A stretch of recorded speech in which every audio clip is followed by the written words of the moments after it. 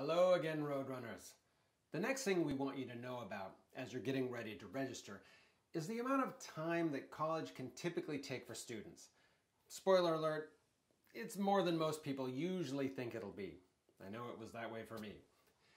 We get feedback from students who also confess that they weren't necessarily expecting how much college demands of their time. So, I want to talk a little bit about how to estimate the time you'll be spending on your class time and homework. To do that, let me explain the unit of measurement of how time is calculated in college: the credit.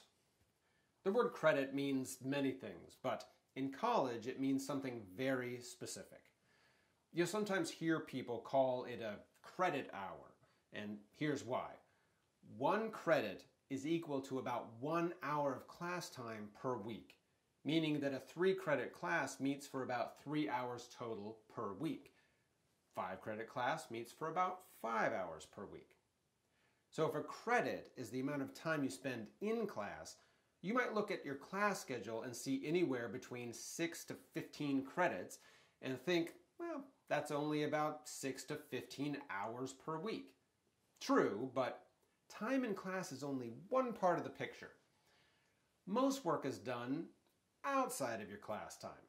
For every hour in class, there's about 2 hours of work outside of class, and sometimes more, especially around finals. So, within and out of class time, you should expect to dedicate 3 hours of actual time for every credit that you're taking. And that works for online courses too. Of course, time varies for each student in each term. Some terms you'll spend more time and some terms you'll spend less. But 3 hours per credit is the average. So if you're taking 15 credits, you multiply that by 3 hours, you've got 45 hours a week dedicated to school. And now, think about other obligations in your life.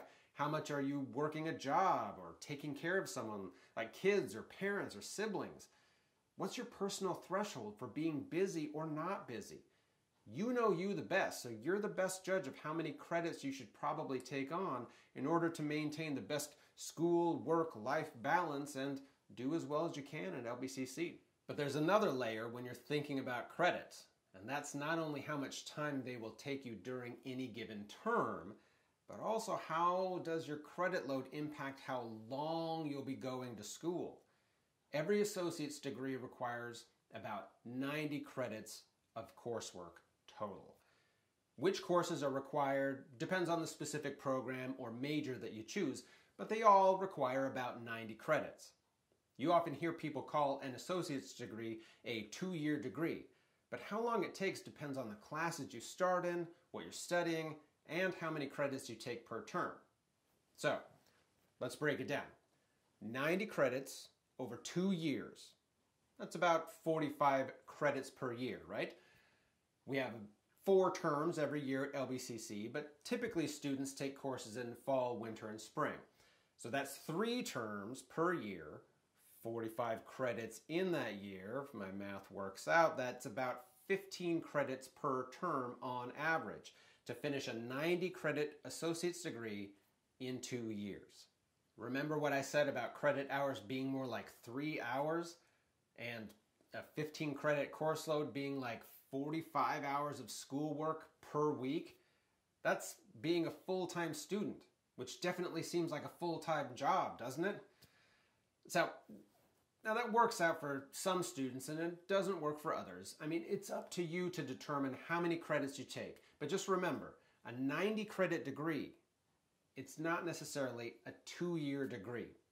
In truth, the national average for time in an associate's degree is 3.5 years, and it's 5.5 years for a bachelor's.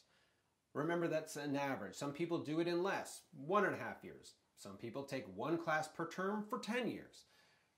We're really interested in data at LBCC and making recommendations based on data that we see from student behavior. And one thing we're able to see is that, for the most part, students tend to stay where they start. So if you start with 12 credits per term, you'll likely stay around 12 credits per term throughout your time with us. Sometimes people dip down a little, but they rarely start with low credit loads and then ramp up to higher credit loads. So with that information, we recommend that you start as you intend to go on. Only you really know what credit load that you should have based on your life, your obligations. But we're here to support you no matter what level you're going to be at. The important thing is that you make an informed choice that is right for you.